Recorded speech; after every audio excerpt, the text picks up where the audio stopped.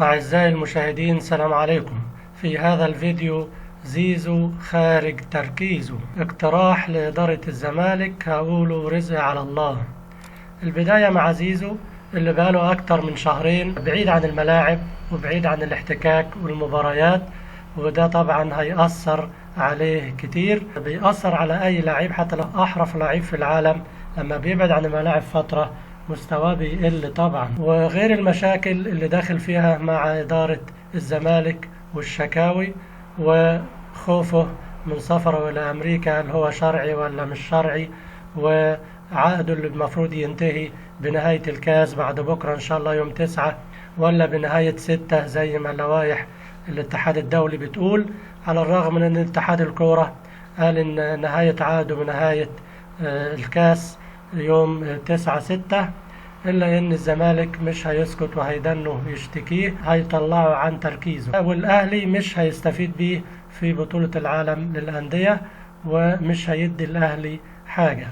وأنا شايف إن صفقة زيزو أضرت بالأهلي أكتر مما هتفيده. شفنا كلنا اللعيبة بدأت تتذمر وتعترض وتطالب بزيادة عقودها أسوة بزيزو، وشفنا لعيبة ما رضيتش تجدد للأهلي، وده حاجة جديدة على الأهلي ما كانتش بتحصل، زي رامي ربيعة وزي أكرم توفيق اللي بحثوا عن الفلوس ولهم كل الحق في كده.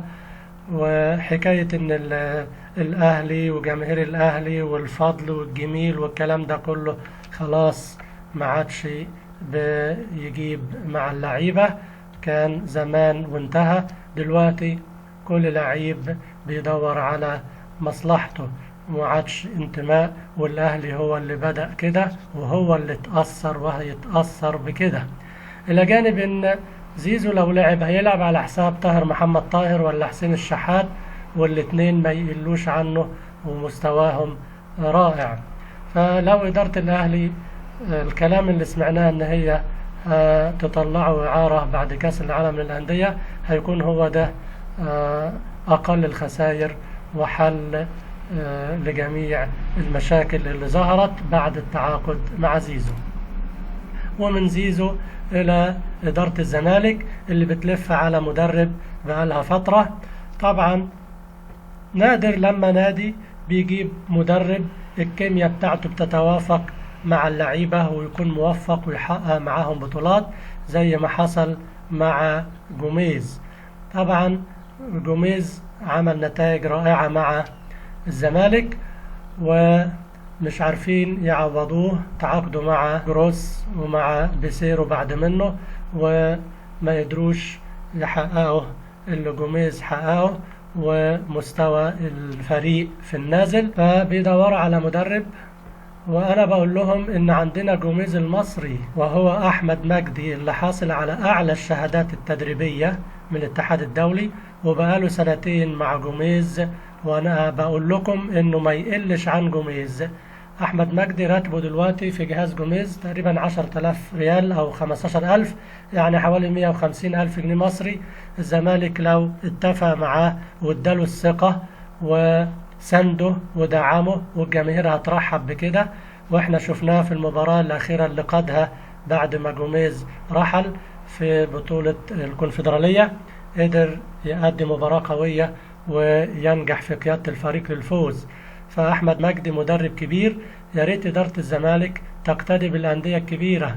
شفتوا ريال مدريد بعد أنشيلوتي راحوا جابوا ألونسو اللي خد الدوري الألماني مع باير ليفركوزن وعمل معاهم فريق رائع وقدر يحصل معاهم على الدوري الألماني، وما خافوش من صغر سنه، بالعكس مدرب كبير. لازم ما نبصش لحكاية السن خالص، نشوف كفاءة المدرب اللي احنا هنتعاقد معاه. وشفنا ليفربول بعد يورجن جابت سلوت وقدر يغير من الفريق وياخد الدوري الانجليزي.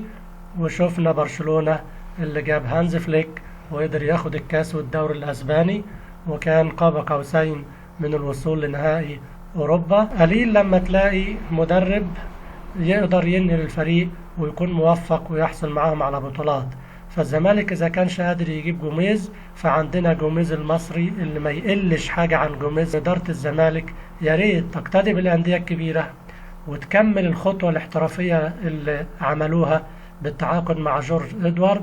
وأنا شايف إن دي خطوة هامة جدا هتنقل الزمالك وهيكون مردودها كبير في السنوات القادمة. يا ريت ياخدوا خطوة احترافية كبيرة زيها ويتعاقدوا مع أحمد مجدي وهو أهل لقيادة الزمالك. وأشوفكم في فيديو قادم، والسلام عليكم.